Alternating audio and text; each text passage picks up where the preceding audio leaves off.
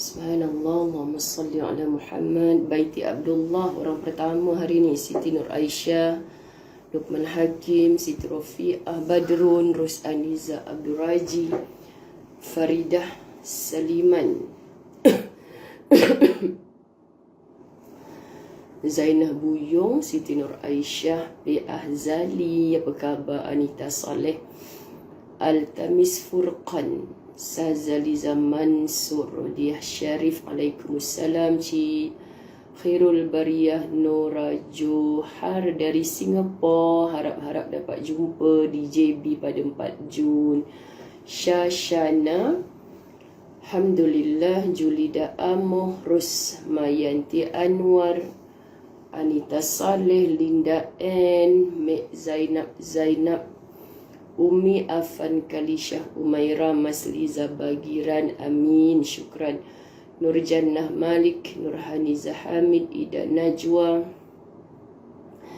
Terima kasih Baiti Abdullah, duk tag kawan-kawan dia, Julida Amoh, Nurul Syarmin Kaswadi, ya sayang, Wan Nazira Zakaria, Razia Abdul Hamad, Kak Syuk Nida, Alhamdulillah. Syazra Syafina, sedapnya nama, Nur Cahaya, Nur Azizan Baharudin, Alhamdulillah, syukran. Nurhaniza Hamid, Ida Najwa, amin. Latifah Maharif, Hafsah Jobli, Alhamdulillah. Okey, Nur Suhailah Muhammad Saleh, Ustazah mulakan dulu. InsyaAllah malam Jumaat ni kita ambil keberkatan, memulakan dengan Ummul Kitab. Kita hadiahkan Fatihah ini khusus untuk junjungan besar Nabi Muhammad sallallahu alaihi wasallam, ahli keluarga baginda, sahabat-sahabat baginda Nabi Muhammad sallallahu alaihi wasallam, seluruh umat Nabi sallallahu alaihi wasallam, khususnya ahli keluarga kita yang telah kembali ke rahmatullah.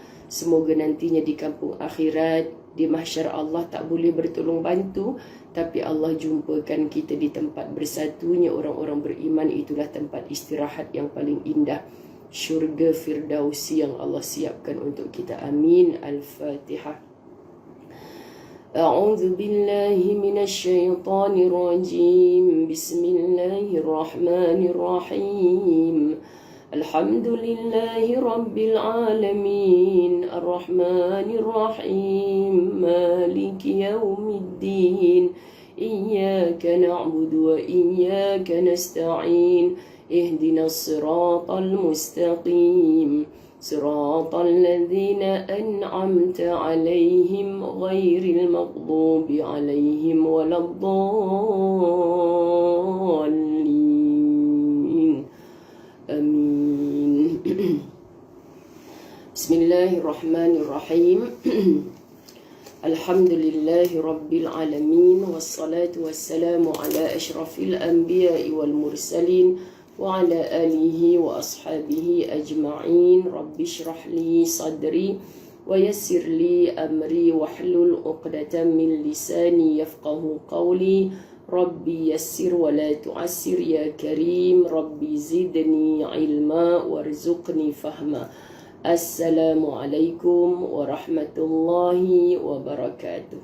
Apa khabar Khadijah Muhammad, rindunya Siti Anisah Mansur, Rafi'ah Ismayadi, Zalila Zakaria, Altamis Furqan, Maria Sania, rindunya Kak Azina Ahmad. Masya Allah, berderet-deret jemaah umrah saya ni.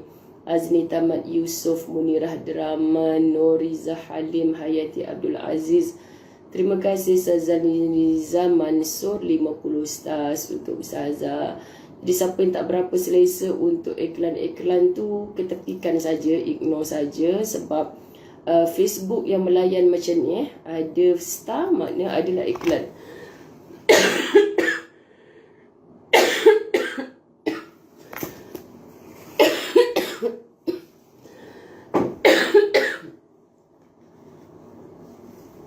Allahumma salli ala Muhammad. Tadi macam dah okey. Bismillahirrahmanirrahim. Allahumma salli ala Sayyidina Muhammad. Bab 242. Bab 242. Berbagai bakti yang menyeru anda untuk bersikap optimis. Berbagai bakti yang menyeru anda untuk bersikap optimis. Makna apa? Tajuk 242, tajuk baru, tahniah semua sahabat-sahabat Latahzan masuk ke tajuk baru. Berbagai bakti. Bakti ni benda yang kita kena buat lah. Muka surat 506. Muka surat 506. Siapa yang tulis 505 tu? 506 bab 242. Kita dah habis dah bab 241. Baik, Allahumma salli ala Sayyidina Muhammad. Berbagai bakti. Bila berbagai bakti, bakti tu benda yang kita amal, benda yang kita buat, istilahnya kebaikan-kebaikan yang kita buat. Bila sebut berbagai, bukan satu saja kebaikan, kena pelbagai kebaikan. Berbagai bakti yang menyeru anda untuk bersikap optimis. Makin banyak kita buat baik, makin perkara positif yang datang, makin menyihatkan minda dan hati kita sebagai orang yang beriman. Ini maksud dalam bab 242. Jadi sahabat-sahabat, muslimin-muslimat dirahmati Allah, tajuk baru ni kita cuba habiskan malam ni juga sebab Ustazah tak dapat berlive pagi tadi, konon nak jaga suara. Sebab untuk program besar Ustazah pukul 10 pagi tadi, khawatir jugalah berlatahzan pagi-pagi, bulat-bulat mata, semangat terlebih kan. Sebab duk pedor suara kata orang Kedah. Kan insya-Allah boleh lagi. Tapi sebab puasa tak boleh minum air siang, makanya cuba untuk live malam. Jadi minta maaf sahabat-sahabat dirahmati Allah. Terima kasih yang mendoakan kesembuhan. Demam tak demam dah, tapi bila saya duduk dalam bilik ni, saya buka aircon, tapi dia peluh tu mencurah-curah, tak tahu pasal apa. Minum air yang direndam biji selasih untuk legakan tekak. Amin, insya-Allah moga serasi. Pelbagai bakti, pelbagai kebaikan. Betul, Salamah Ibnu Salah. Sebab saya pakai handphone ni kecil sangat tulisan. Syamsiah Ali, Rohana Samsudin, Latifah Sukarjo. Latifah Sukarjo, keloi-keloi orang Johor untuk kita bertemu pada 4 Jun insya-Allah. Baik, dalam buku Husnuzon Billah, berbaik sangka kepada Allah, yang ditulis oleh Ibnu Abi Dunia. Suka tulisan Ibnu Abi Dunia ni, terlalu banyak buku-buku tulisan beliau. Disebutkan ada 151 nas, baik berupa ayat maupun hadis. Okey, yang semuanya menyeru untuk selalu optimis. Maksud kita nak berminda positif sentiasa, menjauhi putus asa, berusaha sebaik-baiknya untuk berbaik sangka kepada Allah dan bekerja. Jadi bekerja inilah salah satu daripada proses berbakti. Daripada nas-nas itu, anda akan mendapatkan kenyataan bahawa nas-nas tentang janji untuk membalas perbuatan yang baik jauh lebih besar jumlahnya daripada nas-nas tentang ancaman kerana melakukan dosa. Masya Allah. Ibnu Abi Dunia, daripada 151 nas daripada Al-Quran dan hadis yang dihimpunkan dalam bukunya Husnuzon Billah, dia mengeluarkan pelbagai sahabat-sahabat dirahmati Allah, lebih banyak ayat-ayat yang menceritakan tentang kebaikan, balasan orang-orang yang berbuat pahala kebaikan, yakni pahala yang akan dia dapat, kebaikan yang dia akan dapat, berbanding dengan ancaman-ancaman melakukan dosa. Maka dalam hidup ini, jom kita tukar kaedah ataupun cara didikan kita kepada anak-anak, kepada masyarakat. Kita selalu mengancam-ngancam manusia, buat macam ni masuk neraka. Solat, kalau tak solat nanti masuk neraka. Buat benda baik, kalau buat benda jahat nanti Allah jatuhkan hukuman azab sekian-sekian. Kita banyak menakut-nakutkan orang, sahabat-sahabat dirahmati Allah. Allahumma salli ala Sayyidina Muhammad. Allahumma salli ala Sayyidina Muhammad. Kenapa bila kita menakut-nakutkan orang, kita rasa kita dah hero sangat? Kita rasa kita dah bebas daripada api nerakanya Allah? Tidak. Banyak ayat-ayat motivasi yang melarang kita untuk bercakap. Jangan main kat tepi longkang. Ni cara bercakap ni tak betul, kata pakar motivasi. Kita disuruh bercakap, sayang, jom kita main dekat playground. Macam tu. Kita banyak bercakap jangan, tapi kita tak bagi tahu apa yang boleh. Kita selalu melarang orang, jangan buat macam tu, jangan buat macam ni. Jadi orang yang tidak berapa sempurna lagi akalnya, hatta kanak-kanak, anak-anak yang kita didik, sahabat-sahabat, asyik mendengar daripada orang tua, jangan. So apa yang boleh? Kan? Jadi banyak bercakap positif di hadapan. Kebelakangkan, ketepikan, kesampingkan, tong sampahkan percakapan-percakapan yang negatif. Jadi Ibnu Abi Dunya dalam buku Husnuzan Billah, dia banyak mengetengahkan nas ataupun dalil tentang rahmat kasih sayang Allah berbanding tentang hukuman-hukuman.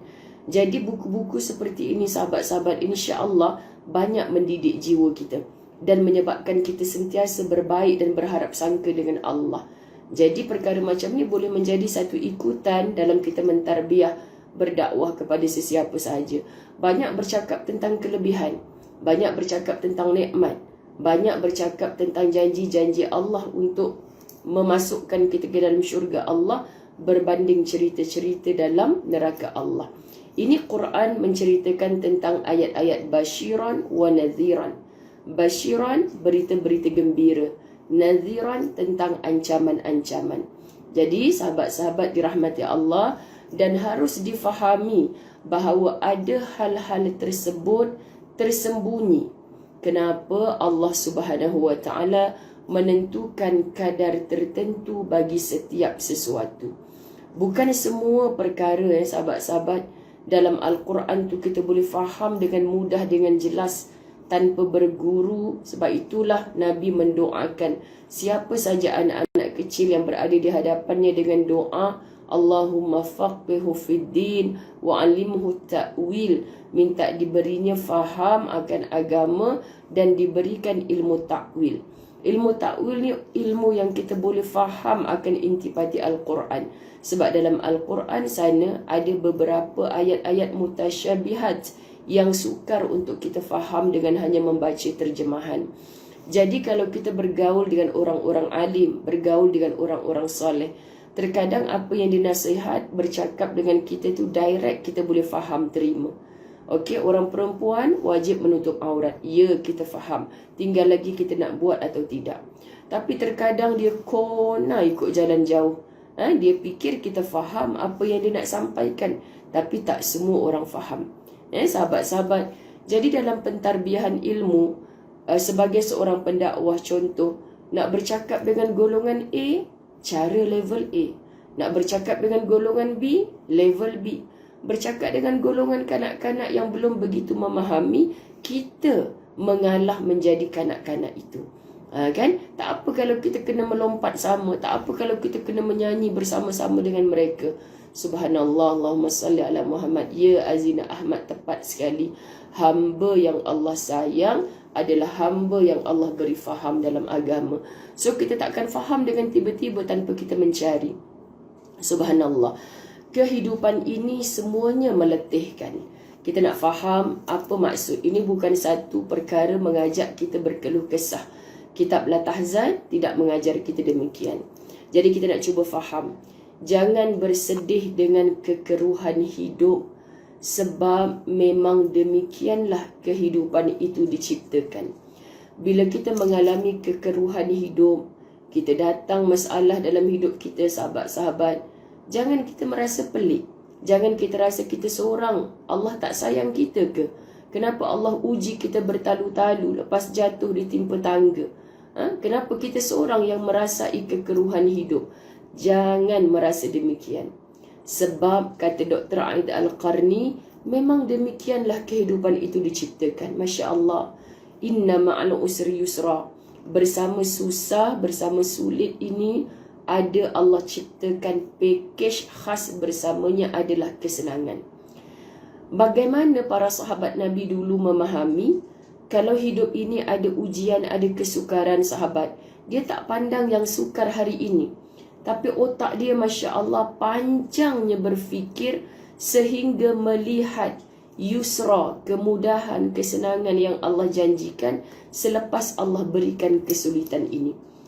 Ya Allah, kalau kita boleh set minda kita macam tu, dihentak saja dengan ujian, kita macam kalau kita dapat ujian yang musibah, buruk kan, tiba-tiba KL banjir kemarin contoh kan sahabat, tiba-tiba kita gelak ketawa share kat Facebook kita dengan ini diumumkan, rumah saya banjir kilat, kereta saya tenggelam, rumah saya dah paras dada. Itu dah jadi al-mengongi dah. Orang kata syasyat akal ke dia ni, seronok sangat ni, pelik. Bukan macam tu maksud. Tetapi sahabat-sahabat, datang je musibah tu pada diri kita, kita akan sebut ibaratlah sahabat-sahabat, biasalah, namanya pun hidup. Mana ada hidup yang tak ada ujian. Hari ni fasa aku berada di bawah, aku akan terus bangkit untuk melonjakkan diri aku berada di atas semula. Bila itu kerjanya Allah. Subhanallah sahabat-sahabat dirahmati Allah. Kita set minda kita macam ni, kita takkan terkejut dengan apa bentuk ujian dan kita mampu memujuk hati kita untuk redha. Kerana bentuk-bentuk ujian itulah yang dimaksudkan dalam kitab Latahzan ini. Jangan bersedih dengan kekeruhan hidup. Sahabat, kalau kita pergi dekat tepi mana, air perigi ke mana-mana tempat lah yang kita nampak airnya jernih, tiba-tiba lepas musim hujan, contoh kan, naik air seperti teh tarik tu, kita tak pelik pun, tak heran pun, kita akan mengatakan biasalah baru lepas hujan, nanti lama-lama dia okey lah tu. Hujan lebat, bohonglah kalau tak risau, lebih-lebih lagi mangsa-mangsa banjir yang pernah merasai kekalutan kan, takutnya kalau hujan lebat ni menyebabkan rumah aku banjir macam hari tu. Tapi sahabat-sahabat dirahmati Allah, akhirnya dia akan mampu memujuk diri, Tuhan, kalau nak jadi apa-apa pun jangan lebih teruk daripada hari itu. Sekurang-kurangnya hari itu 3 hari je rumah aku tenggelam air, ya Allah. Jadi pernah disinggahi musibah berat, dia tak heran dengan datangnya musibah yang kurang berat daripada yang pernah dia lalui. Bahkan dia bersiap sedia untuk mungkin Allah datangkan satu perkara, musibah yang lebih berat lagi, subhanallah. Bukankah ini latih tubi, pengalaman mendewasakan sahabat-sahabat dirahmati Allah? Apa lagu Spring tu? Pengalaman telah mendewasakan guruku sejati. Malam-malam pula menyanyi kan. Tak sedar diri tu suara jadi serak-serak basah je. Lagu Ramli Sarip lah yang sedap nyanyi waktu-waktu macam ni. Tapi kan sahabat-sahabat, saya suka lirik tu. Pengalaman telah menjadikan kepada kita ni guru sejati. Sebab kita ada pengalaman lah. Tengok orang bekerja, interview teruk dahsyat macam mana. Budak-budak fresh graduate kan. Rimas lah, malas lah nak pergi interview. Semua orang tanya pengalaman. Habis tu kalau orang tak terima kami bekerja ni, kami nak dapat pengalaman dari mana? Macam tu. Sebab tu pengalaman tu bukan mesti dalam bidang kerja yang sama. Tapi kadang-kadang macam Ustazah Zai cerita dulu tengah tunggu keputusan peperiksaan, kerja dekat kedai photostat. Masya Allah, jadi gadis photostat. So bila nak minta kerja-kerja pejabat lain, rupa-rupanya yang kita rasa macam Allah, gadis photostat je masa tu kan. Tapi bila kita tulis pengalaman bekerja di kedai photostat, wah, Ustazah ingat ada satu tempat Ustazah interview nak cuba bekerja di pejabat lah kononnya, sebab tak ada cita-cita langsung nak jadi Ustazah. Mereka highlightkan benda tu, wah bagus ni sebab pejabat kita pun ada mesin photostat. You boleh photostat benda-benda sekian-sekian. Apatah lagi photostat, nak binding buku-buku tebal pun terror lah masa tu sahabat-sahabat. Jadi pengalaman-pengalaman macam tu, mungkin juga pengalaman jadi tea lady. Mungkin juga itu dikira pengalaman kita nak kerja kat mana-mana. Wah, dia ni nak minta jadi sekretari ni. Tapi disebabkan dia biasa jadi tea lady kan sahabat-sahabat, nampak macam cikai je kerja tu, tapi bos akan take note. Sebab apa? Wah, senanglah aku lepas ni, tak payah cari tea lady baru dah. Tapi ingat, hati-hati buat air untuk bos, jangan bubur mandrem pula dekat tempat bos tu supaya dia pandang aku selalu. Tidak Jadi sahabat-sahabat dirahmati Allah, pada dasarnya kehidupan ini memang meletihkan dan menyusahkan. Pada dasarnya, biasa saja dalam hidup ni, penat lah, letih lah sahabat-sahabat kan. Kemarin bila Ustazah dalam baring-baring tu tertengok TikToknya Dr. Syed Muzaffar. Hebat kan sahabat-sahabat, seorang ayah muda punya 6 orang anak yang tersangat sibuk dengan kerjayanya, tapi boleh menguruskan anak-anak kecilnya kembar sendiri. Subhanallah, dokong kiri dan kanan. Dia kata memang penat. Dia susun kerja dia daripada pagi sampai ke malam, memang penat. Tapi penat itu berbaloi hanya dengan melihat senyuman anak dan seorang yang sudah pandai berbicara, terima kasih ayah, terima kasih daddy. Hilang segala penat. Sahabat-sahabat dirahmati Allah, nak menceritakan itu baru penghargaan daripada seorang anak kecil. Kita berbuat lillah, untuk Allah. Aku buat ni segala untuk Allah, segala untuk Allah. Allah akan beri ganjaran pembalasan sesuai dengan apa yang kita usahakan. Apatah lagi sebesar-besar perkara kita buat, bekerja, keluar peluh ni.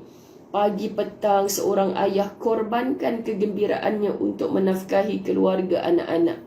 Sahabat-sahabat dirahmati Allah, kan? Apa yang Allah balas pada dia sudah pasti gunungan pahala yang besar. Kerana jaminan daripada Allah, sebesar zarah pun aku balas kebaikan, ini kan lagi segunung kebaikan. Subhanallah, Allah tak pernah mungkir janji. Jadi apa saja yang meletihkan, apa saja yang menyusahkan, tolong sedar diri, ini kan dunia, tempatnya kita berpenat lelah. Kegembiraan yang ada padanya merupakan hal yang bersifat sementara.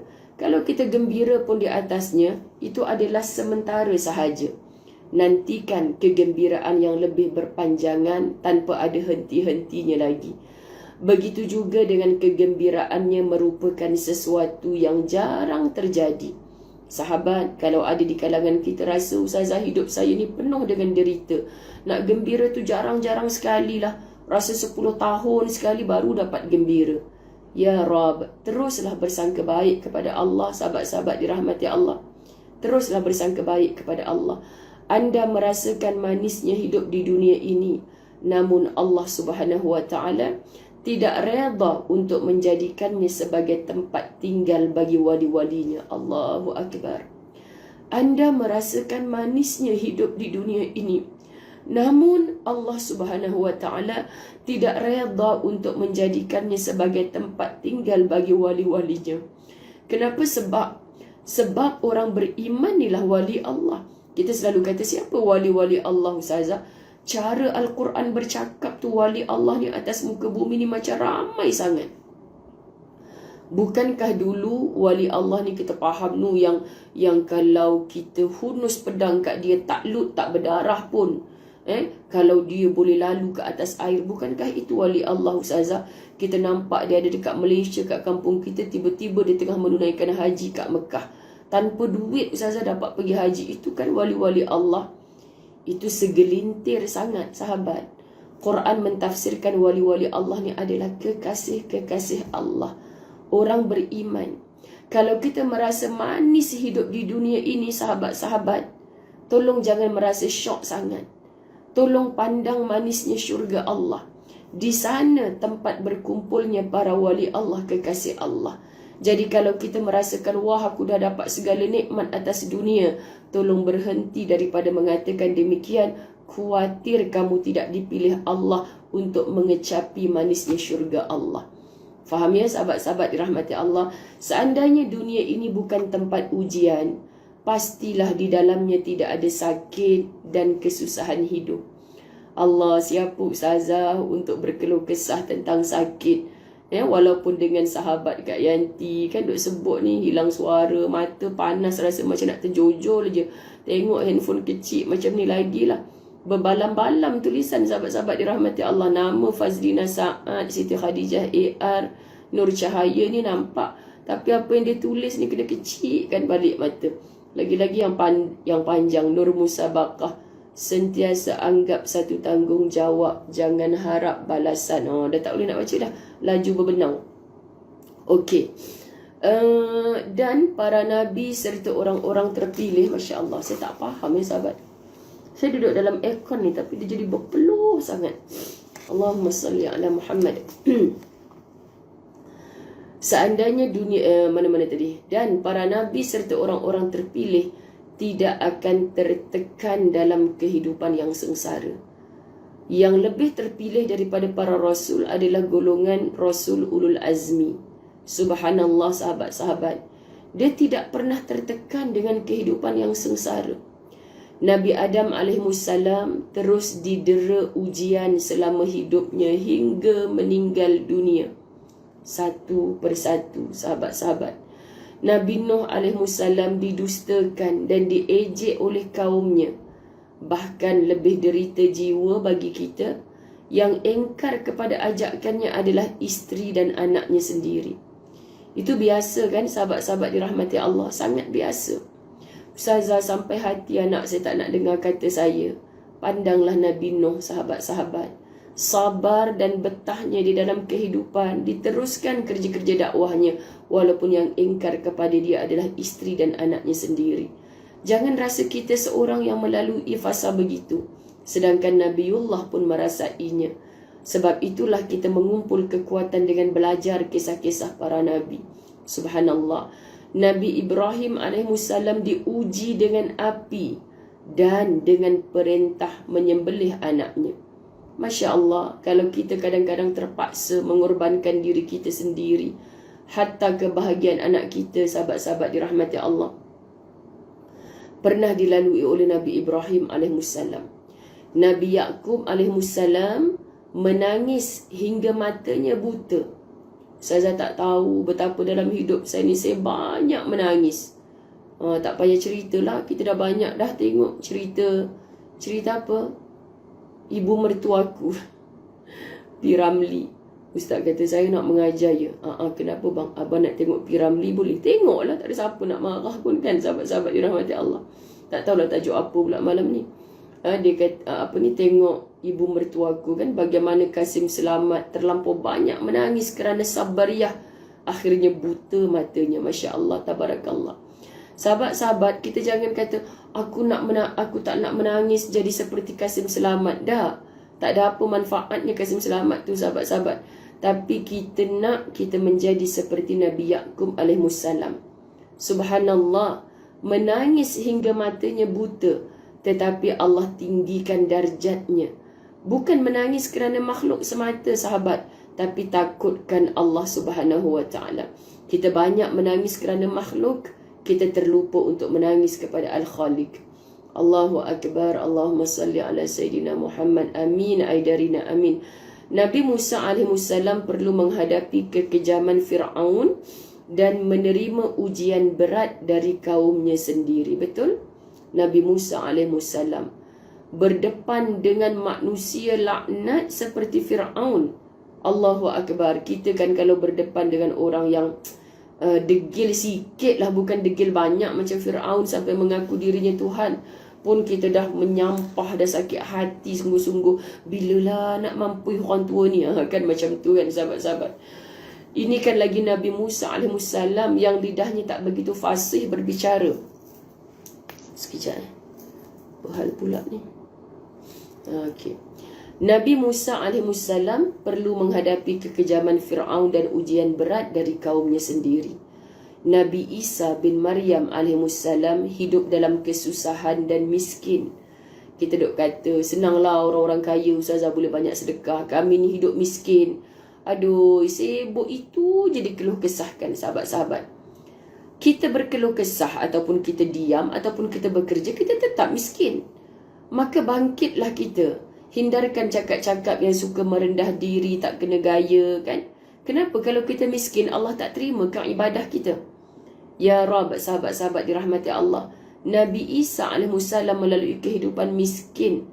Sahabat-sahabat dirahmati Allah, tanyakan diri kita, miskinnya kita hinakah?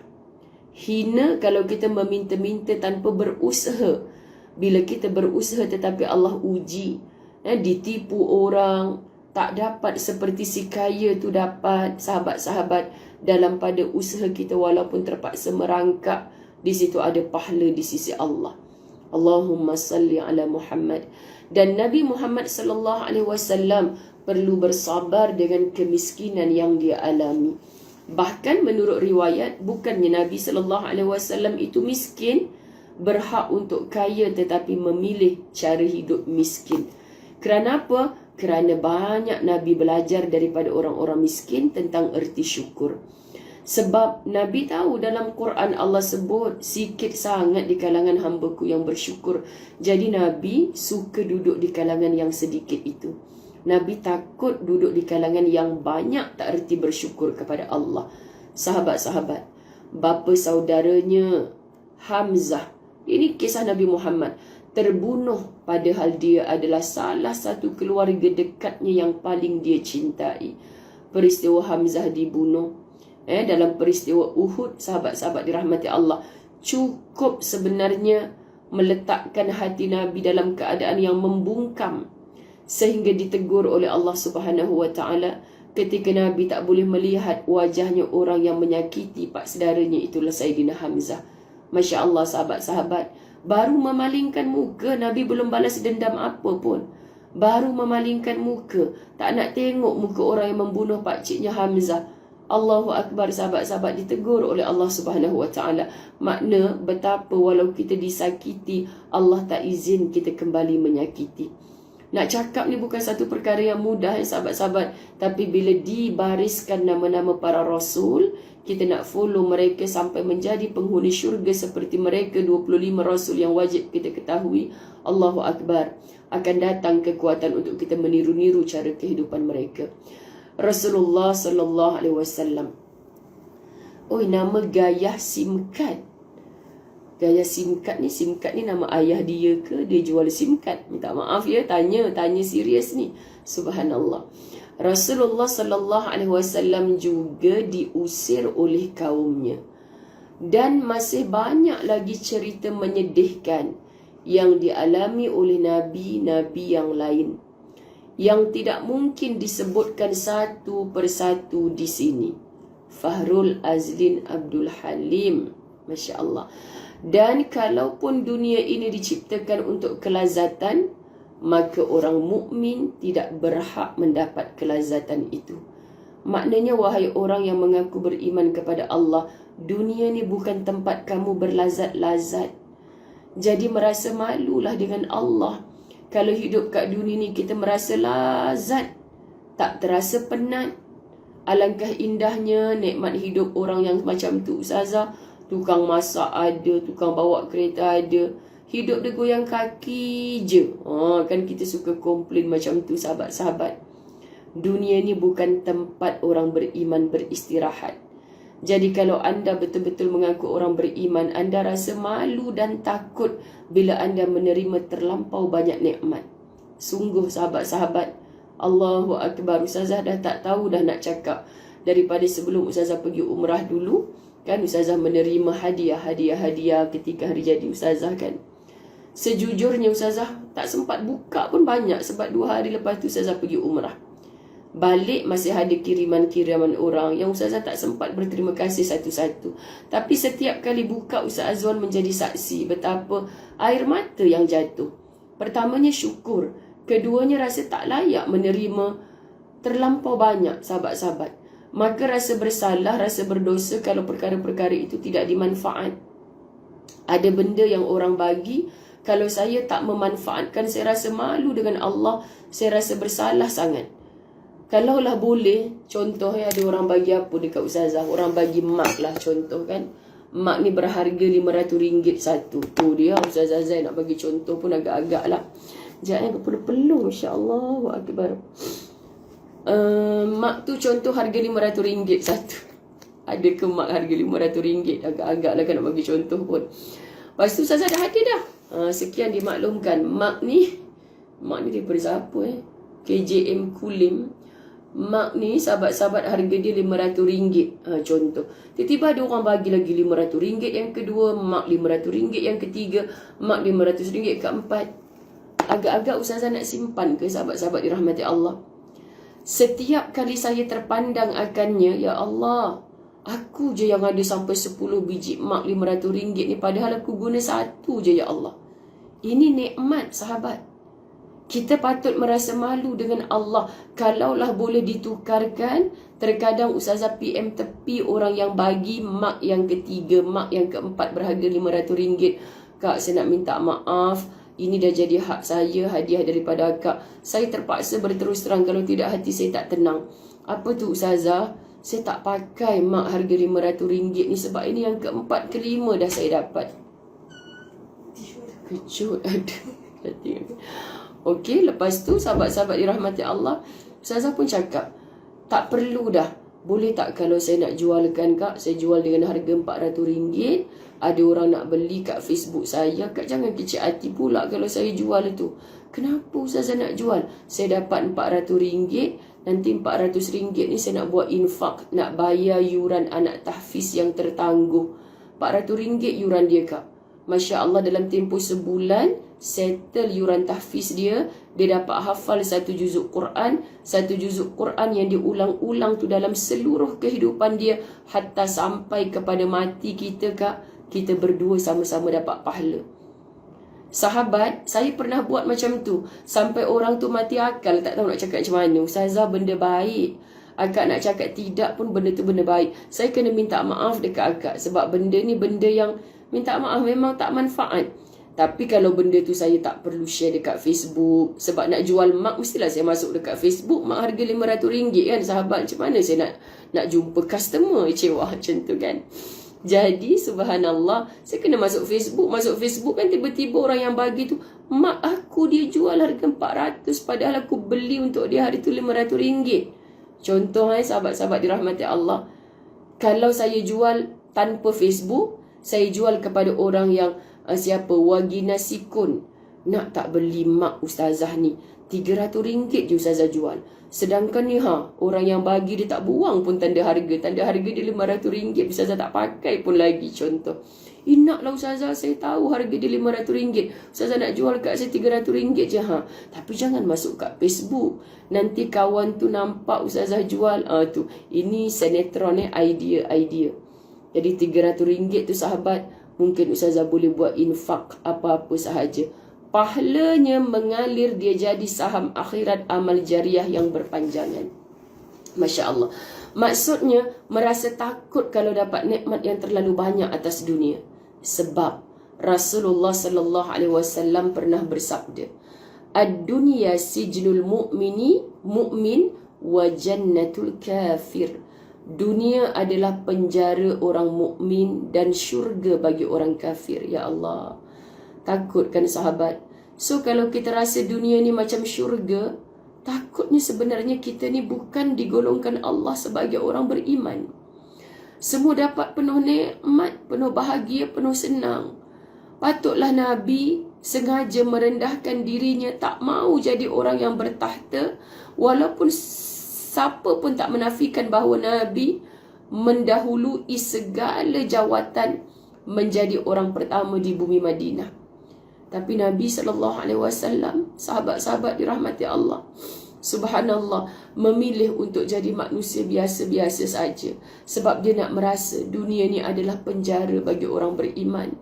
Jadi Allah memuliakan sahabat-sahabat dirahmati Allah seperti orang-orang soleh terdahulu. Kisah-kisah mereka dipenjarakan oleh pemimpin-pemimpin negara. Kan kerana apa? Kerana Allah nak dudukkan mereka dalam suasana penjara sebelum Allah syurgakan mereka di kampung akhirat sana. Kita yang tak pernah terpenjara, kita yang hidup bebas dengan penuh nikmat, tolonglah syukuri sahabat-sahabat. Allahu Akbar. Di dunia inilah orang-orang soleh dipenjarakan. Para ulama mendapat ujian dan cobaan. Para wali disengsarakan. Dan minuman-minuman para siddiqin dikeruhkan. Ya Rabb. Kita baca renungan. Pukul berapa dah sahabat sekarang? Saya ada meeting pula pukul 10 ni. Renungan daripada Zaid bin Thabit radhiyallahu anh. Dia berkata, saya mendengar Rasulullah sallallahu alaihi wasallam bersabda, "Man kanatid dunya hammahu farraqallahu alaihi amrah wa ja'ala faqrahu baina 'ainaihi wa lam ya'tihi minad dunya illa ma kutiba lahu ومن كانت الآخرة نيته جمع الله له أمره وجعل غناه في قلبه وأتته الدنيا وهي راغمة. Allahu Akbar. Terima kasih. Allahumma salli ala 943. Allahumma salli ala Sayyidina Muhammad.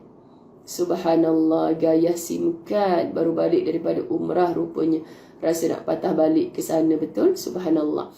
Barang siapa yang menjadikan dunia sebagai pusat perhatiannya, niscaya Allah akan mencerai-beraikan, mempersulit urusannya dan menjadikan kefakirannya di hadapan kedua-dua matanya. Ya Allah. Sahabat, silap besar kalau kita menjadikan dunia ini sebagai pusat pemerhatian. Apapun kekayaan yang kita dapat, seperti kita menelan air laut. Semakin ditelan, semakin haus. Subhanallah, sahabat-sahabat. Air laut tu masin. Semakin ditelan, semakin haus. Banyak mana kita minum, tidak melegakan, bahkan mendatangkan kehausan. Kalau matlamat hidup kita hanyalah berpusat kepada dunia, kita akan penat, sahabat-sahabat dirahmati Allah. Kita akan penat. Subhanallah. Kerana apa? Kerana kita bermatlamat dunia lah. Lagi kita dapat dunia ni, lagi terasa diri kita miskin, lagi terasa diri kita tak sempurna. Kerana itulah hasutan nafsu. Di situlah pujuk rayu iblis. Cari lagi, cari lagi, cari lagi. Dia tidak akan memperoleh daripada dunia kecuali apa yang telah ditetapkan baginya. Subhanallah. Apa yang kita dah ada kat dunia ni sebenarnya adalah ketetapan Allah. Kau nak berapa biji rumah? Kau nak berapa banyak kenderaan? Siapa yang kaya, siapa yang miskin, Allah dah pilih, sahabat-sahabat. Habis tu kalau Allah dah pilih, tak payahlah kita usaha bagi nak rakkan ustazah. Kalau kamu tak usaha, bagaimana untuk kamu mendapatkannya? Semua tu dipermudahkan oleh Allah. Ada orang berusaha bermati-matian, tapi tak dapat tukar daripada kereta kecil kepada kereta besar.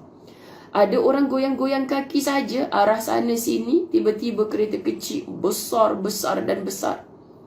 Tapi apa yang dibesarkan kalau dia tidak membesarkan syukurnya kepada Allah? Subhanallah. Dia tidak akan memperoleh daripada dunia kecuali apa yang telah ditetapkan baginya.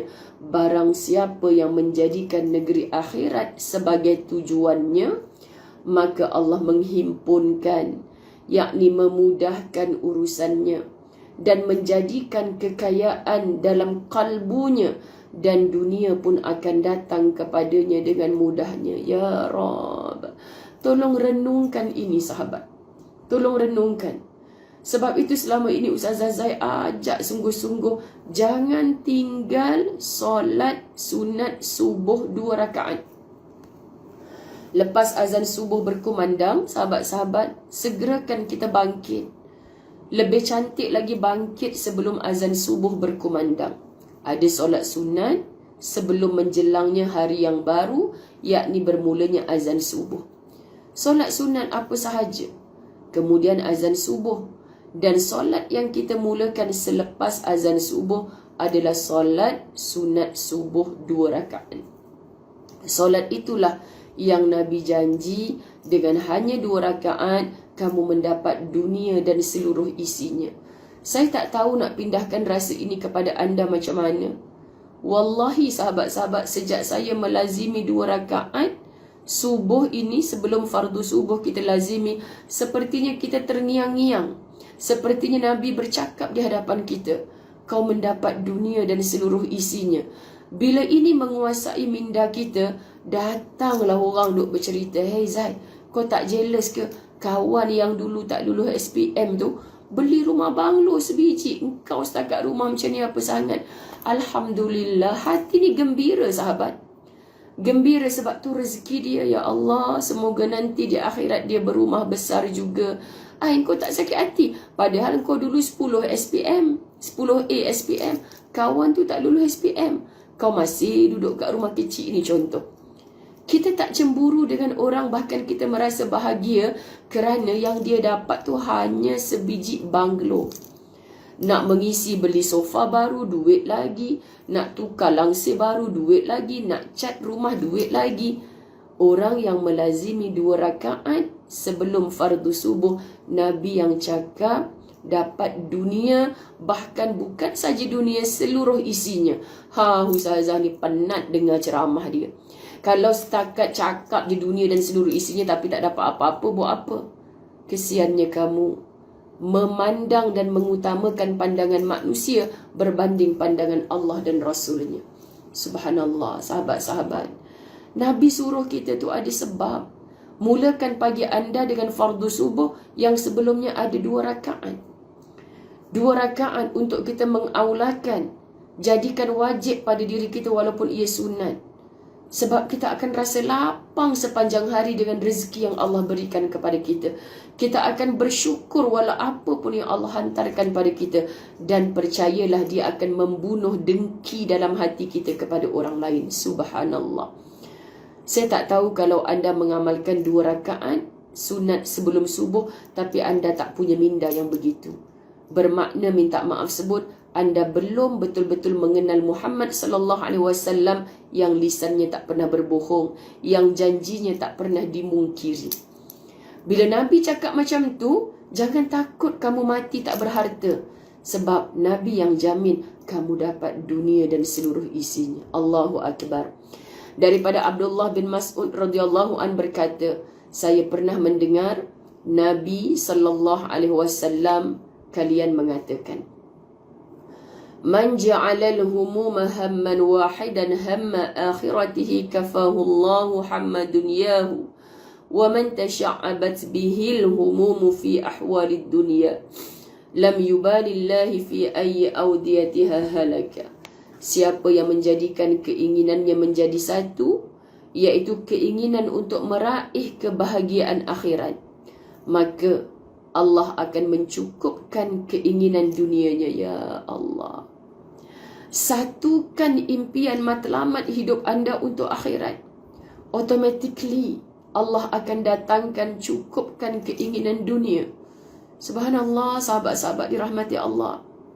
Kenapa susah sangat hidup kita ni nak faham apa yang Nabi cakap? Tolong kita kejar akhirat, dunia akan kejar kita rapat-rapat. Tapi bila kita kejar dunia, akhirat akan babai pada kita. Kau sibuk sangat dengan dunia kau tak utamakan aku pun. Kita mengutamakan akhirat bukan bermakna kita tinggalkan dunia, sebab dunia ini adalah jambatan menuju ke akhirat. Siapa yang keinginan dunianya bercabang-cabang, macam-macam dia nak atas dunia ni, tamak haloba, maka Allah tidak akan peduli lembah bumi mana dia akan binasa. Allahu akbar. Hinanya orang yang hidup atas dunia hanya bermatlamat dunia. Subhanallah sahabat, jom kita ubah matlamat hidup kita hanya dekat akhirat. Aku macam mana ya Allah? Aku ada rumah kat dunia, dekat akhirat aku berumah tak? Kat dunia kita hidup merempat orang hina. Rupa-rupanya sahabat dekat sana lebih terhina lagi. Sebab tu orang seperti Asiyah dihina-hina, diinjak-injak oleh Fir'aun, masih minta benakan aku sebuah rumah di dalam syurga ya Allah. Sebab dia tahu apa sangat istana Fir'aun kalau dibandingkan rumah kecil di dalam syurga. Kita mengejar kenderaan di atas dunia, tapi sahabat-sahabat kita tak kejar kenderaan di akhirat. Antara bahasan ulama tentang kenderaan di akhirat, bagi mereka yang mampu tunaikan ibadah korban setiap tahun, bukan seumur hidup sekali. Kita memang tak mampu. Kalau dah tiba bulan Zulhijjah nanti, baru sibuk tengok iklan. Ustazah Zai iklankan korban di Kemboja dah berapa bulan dah, sahabat-sahabat dirahmati Allah. Dia pandang sekali lalu macam tu. Bukan mesti join Darul Fawaz punya, bukan mesti di Kemboja. Mampu, kamu utamakan negara kamu sendiri, kampung kamu sendiri, yang mana satu bahagian lembu di tempat kita 750 sampai 900 ringgit pun ada. Kita tak mampu. Bukan kerana tak mampunya kita, sahabat-sahabat dirahmati Allah, tapi yang mana aku boleh join kurban setiap tahun.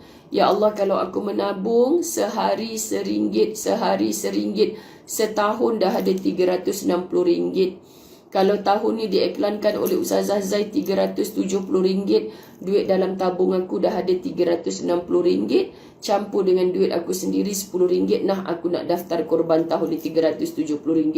Kita tak rasa berat. Sebab ibadah tahunan itu hari-hari kita bawa minda kita. Ingat, nanti Zulhijjah ada ibadah korban. So setiap hari nak beli pisang goreng RM5, cut off RM4 je lah, RM1 untuk nanti aku nak masuk korban tahun ni. Mati kita sebelum buat ibadah korban, tak cukup duit kita RM370, tapi Allah angkat roh kita macam orang yang menunaikan korban pada tahun tu. Sebab kita selalu ingat, sahabat-sahabat, Ustazah tak paksa kerana ini bukan perkara wajib, tapi bagaimana cara untuk memampukan diri kita. Kita takkan mampu kalau, Ustazah bila ibadah korban, oh besok Ustaz nak pergi Kemboja. Allah Ustazah saya nak masuk ni, tapi itulah anak saya demam, kereta tayar pancit, tak cukup lah duit Ustazah. Memang tak cukup lah kalau dandan hari ni juga nak bayar. Kita gaji bukan besar mana, sahabat-sahabat. Cuba ketepikan RM1 sehari. Ustazah dah hajar banyak kali, dah banyak tahun, dah lebih 10 tahun dah Ustazah sampaikan benda ni. Yang buat sekarang setiap tahun boleh masuk ibadah korban. Kalau dia target, saya tak nak Kemboja Ustazah, saya bagi makan kat negara orang je. Baik bagi makan kat kampung saya yang ramai orang miskin. Masukkanlah sehari RM2. InsyaAllah kita dapat RM700. Tinggal nak top up sikit je nak masuk korban kat kampung kita. Faham ya sahabat? Ustazah bercerita bukan nak suruh anda masuk dengan Darul Fawaz. Kalau Ustazah cerita umrah bukan nak suruh daftar dengan Al-Fawaz. Tak payah rasa segan. Ustazah saya pergi umrah tapi tak pergi dengan Ustazah. Ingat Ustazah nak kecil-kecil hati. Tak ada. Ini ibadah sahabat-sahabat dirahmati Allah. Kita belajar sama-sama. Okey? Tolong kita sama-sama nak berkawan, sama-sama nak jumpa semula dalam syurganya Allah di kampung akhirat. Buat. Jangan cakap je tapi tak buat. Cakap je tapi tak buat-buat. Sedangkan orang yang menabung sehari RM1 setiap tahun dah join ibadah korban. Orang miskin. Bangla yang kerja dekat Malaysia boleh hantar balik kampung tiap tahun masuk ibadah korban kat kampung dia. Subhanallah. Kita bukan Bangla yang menumpang kat negara orang tau, minta maaf sebut. Kita duduk dekat tanah air kita sendiri. Kita masih beli pisang goreng tiap petang RM4, RM5. Dimakannya RM2 saja. Nanti dah sejuk tak makan dah masuk dalam tong sampah. Sebenarnya duit kita yang masuk dalam tong sampah setiap hari tu lebih banyak daripada yang kita masuk dalam tabung harian RM1, RM2 kita. Allahu Akbar sahabat-sahabat. Minta maaf gunakan akal untuk berfikir. Kita tak push diri kita untuk beramal soleh. Kita hanya pandai bercakap, mengaji macam-macam guru, tetapi kita tak terus melakukan apa yang kita faham. Minta maaf. Sebab Allah meletakkan akal pada kita penuh dengan kesempurnaan, tapi kita tunduk dengan hasutan syaitan, tunduk dengan apa yang nafsu kita sukakan. Subhanallah. Allahu Akbar. Allahumma salli ala Sayyidina Muhammad. Seorang penulis yang terkenal dengan celotehnya mengatakan, jangan indahkan pendapat orang awam, tetapi hiasilah dirimu dengan kesabaran. Orang boleh bercakap macam-macam. Kita kena sabar. Sampai bila Ustazah? Sampai mati. Subhanallah. Nescaya engkau akan senang.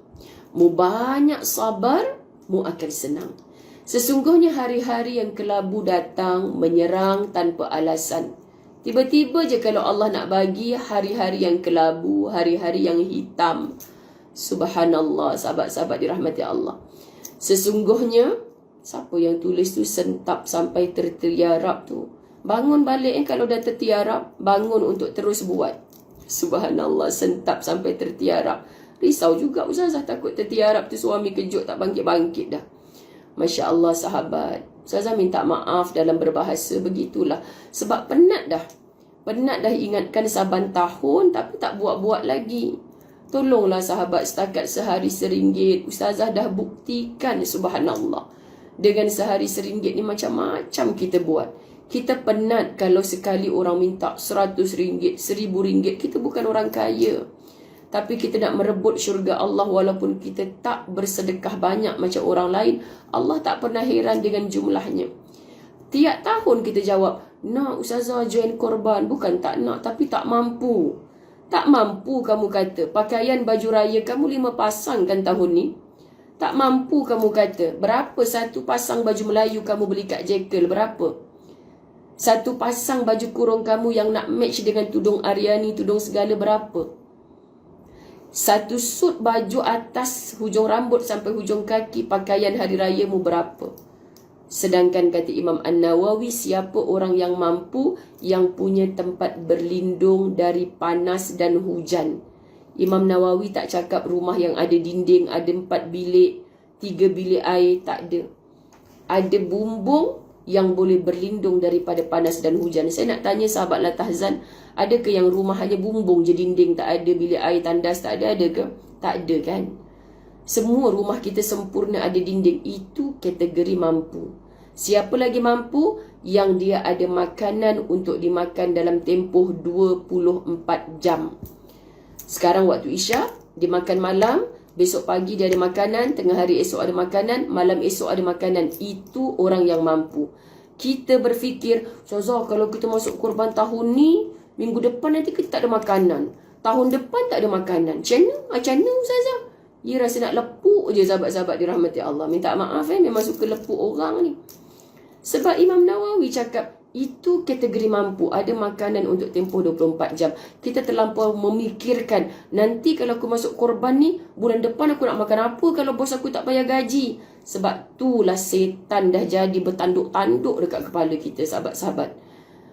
Kerana apa? Kita tak memahami ibadah korban tu adalah kenderaan kita di akhirat kelak. Kenderaan kita di akhirat kelak. Kenapa Nabi Ibrahim disuruh sembelih anaknya, sanggup menunjukkan keimanannya, cintanya kepada Allah, mengatasi cinta kepada anaknya. Tapi Allah tidak sezalim itu. Allah nak test je keimanan Ibrahim. Kita tak berani sahabat. Kita test je. Pam, RM300, RM500, RM700 untuk agama Allah. Kerana apa? Tawakal itu Allah. Allah pasti gantikan dengan yang lebih baik. Ini sirah Nabi Ibrahim menyembelih Ismail anaknya. Tak tajam dah pisau, tak lut juga. Kenapa? Rupa-rupanya Allah nak tengok sembelih sungguh rupanya. Aku memerintahkan pisau untuk tidak menyembelih akan leher Ismail. Sekonyong-konyong datang seekor kibas di kiri Ismail.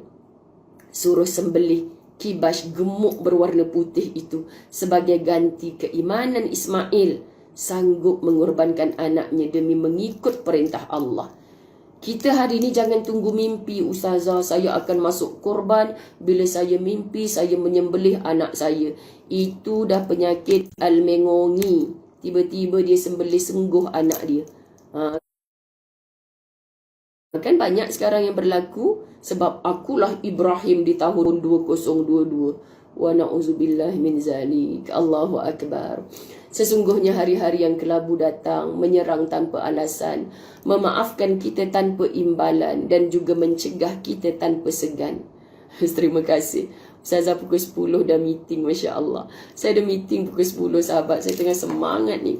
Suara sengau-sengau pun saya semangat ni sahabat-sahabat. Kedatangannya mengandung kelembutan daripada Allah sebagai petanda akan datangnya jalan keluar daripada kesulitan, daripada sempit menjadi luas, dan daripada susah menjadi senang. Subhanallah, mengalir-ngalir peluh. Okey, sahabat-sahabat, saya nak buka laptop pula untuk meeting. So, Alhamdulillah, minta maaf segala angin keluar dah. Laptop untuk buat hal. Sebenarnya kan saya punya gadget-gadget yang ada ni bukan buat hal. Saya yang tak reti. Saya kena ada pegawai khas tentang internet ni, gadget-gadget ni. Ada siapa nak kerja dengan saya? Kerja untuk agama Allah. Tolong jagakan laptop, handphone, tab saya macam tu kan. Sebab kata sahabat Ustazah Asma Harun, bukan tak reti kan Kak Long, malas nak belajar. Sebab kita dah dalam otak ni dah macam-macam kita nak kena fikir kan. Nak fikir ada internet ke tak ada internet. Ni kat mana pula lah nak buat Google Meet ni tak boleh on. Dia pakai handphone juga. Jadi ampun maaf sahabat-sahabat dirahmati Allah. InsyaAllah Ustazah cuba live esok. Kalau Ustazah tak muncul pukul 7 pagi, maknanya tak adalah untuk sesi pagi. Sebab besok kan Ustaz kata, besok boleh tak temankan abang-abang teringin nak sarapan sekian-sekian. Maklum, dapat menamatkan 6 hari dengan jayanya. Bukan terpulang anda lah nak pandang ustaz ustazah macam mana, tapi sahabat-sahabat, sebenarnya memang nak menamatkan 6 hari di bulan Syawal ni penuh mujahadah, tak sama macam kita berpuasa Ramadan. Lebih-lebih lagi ustaz ustazah berazam untuk habiskan ketika di Mekah Madinah. Sebab kami tahu lebih mudah berpuasa di sana walaupun musim panas sebagainya kan. Bila balik Malaysia, cabaran. Rupanya cabaran kali ni bukan pergi beraya. Itu dalam minda kami. Bang, nanti balik Malaysia susah bang. Kita kan tak beraya 2 minggu kat Malaysia. 2 minggu ke depan kita balik je Malaysia. Pergi utara, pergi sana sini. Tu perancangan kami. Tapi perancangan Allah tak. Seminggu lebih dah kami balik daripada Mekah, dua-dua tak sihat, sahabat-sahabat. Nak beraya apa ke bendanya? Hantu raya pun takut nak singgah kat kami. Masya Allah. Jadi terima kasih atas perhatian. Ustazah Zai sayang anda semua kerana Allah. Jumpa esok. Nanti Ustazah maklumkan pukul berapa. Sebab nak ziarah kubur sebagainya. Lepas tu pukul 9 pagi Ustazah dah kena keluar. Sepatutnya Ustazah tak ada kuliah hadir di masjid. Tapi besok Ustazah ke Al-Falah. Kerana Ustazah ada meeting selepas Al-Falah bersama owner restoran. Anda kan ustazah belum cerita lagi dah sibuk. Ustazah 11 Jun kat Shah Alam jadi ke tidak? Orang belum meeting lagi. Ayo amma. Utara pun jadi. Ni ke 10 ni nak meeting dah ni. Okay, besok kita maklumkan. Bye-bye. Assalamualaikum warahmatullahi. Selatan 4 Jun jangan lupa. Kita dah janji. Jangan dimungkiri selagi boleh. Kecuali Allah tak izinkan atas sebab-sebab tertentu. Bye-bye. Assalamualaikum.